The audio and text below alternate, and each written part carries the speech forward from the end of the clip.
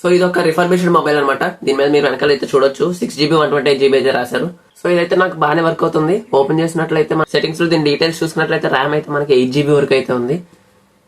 So నాకైతే చాలా తక్కువ రేటుకే 6GB అని చెప్పి 8GB అయితే అమ్మేశాడు అని చెప్పి ఆనందపడకండి.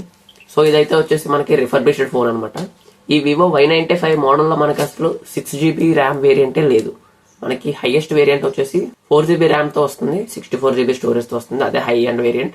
కాకపోతే వీళ్ళు దీంట్లో 6GB అని చెప్తారు, నాకైతే 8GB అయితే వచ్చేసింది. సో ఇదే అనమాట రిఫర్బిష్డ్ మొబైల్స్ లో జరిగే మోసం. బయటికి కనబడడానికి మాత్రం మనకి 8GB అయినా కనబడచ్చు, ఎంతైనా కనబడచ్చు. వాళ్ళు ఎంత పెడితే అంత కనబడుతుంది. సాఫ్ట్వేర్ లో మనకి డిస్ప్లే చేసి దాన్ని అయితే అప్డేట్ చేస్తారు. కాకపోతే లోపల ర్యామ్ ని మార్చేసే అంత వీళ్ళ దగ్గర అయితే ఉండదు. మదర్ బోర్డు తీసి ర్యామ్ ని మార్చేసి మనకైతే అమ్మరు. సో ఎవరైనా రిఫర్బిష్డ్ ఫోన్స్ కొనే ముందు అయితే కొంచెం ఆలోచించండి. అండ్ మన లాంగ్ వీడియోని అయితే ఒకసారి చెక్ చేయండి.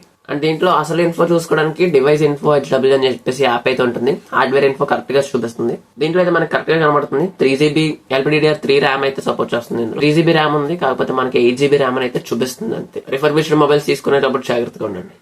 మరిన్ని అప్డేట్స్ కోసం మన ఛానల్ ఇప్పుడే సబ్స్క్రైబ్ చేసుకోండి.